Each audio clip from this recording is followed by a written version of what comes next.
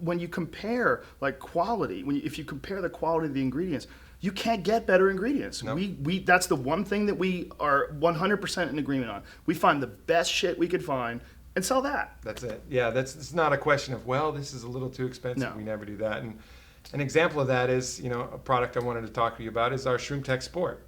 And that uses a healthy dose of cordyceps sinensis, which for a time being was the most expensive nutritional supplement in the world when they had to wild harvest it.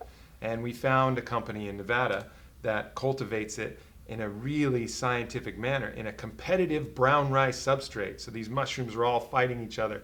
And apparently, like humans or like other animals, being competitive brings the best strain out of the mushroom. And then not only are we getting the best cordyceps sinensis, then their micronization process, so you absorb it, they're putting together smaller, granules and molecules of the cordyceps so that you're able to absorb it. And the effect is that the Shroom TECH Sport, with the cordyceps, along with the other nutrients we put together, has a dramatic impact where, all the athletes we give it to, they say, oh, whoa. Yeah. Oh, whoa, there's something here. Yeah, that's 100%. I have not got 100% positive feedback on Alpha Brain because people that have taken Alpha Brain, they vary widely. They vary from athletes to complete non-athletes to alcoholics, people I know that are just nuts. I've given it to a lot of people. Most of them have had positive results. But everyone that I've given Shroom TECH to is athletic. Everyone that is interested in something like Shroom TECH does martial arts, does CrossFit, does something very strenuous. And I've said, look, just try this before you work out. Tell me what you think. Here it is for free.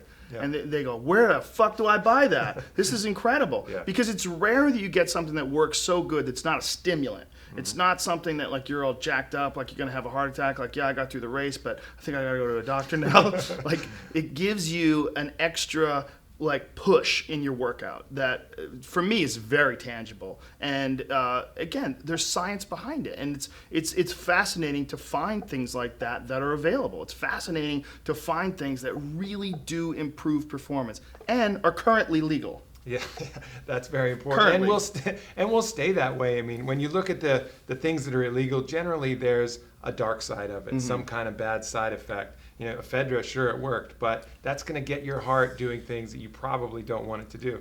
Whereas the science behind something like cordyceps sinensis is, and what really attracted me to it, was a study that showed up to a 50% improvement in oxygen utilization. So these breaths that people are taking, they're supplying more oxygen to their muscles, which of course for an athlete is going to mean more endurance, more stamina, better recovery, all the things that an athlete is looking for without that palms sweaty, jittery, oh my God, I better hit somebody or I'm going to freak out kind of feeling. Well, tell people how they found this out, because it's totally fascinating how they even found out that this mushroom had this effect.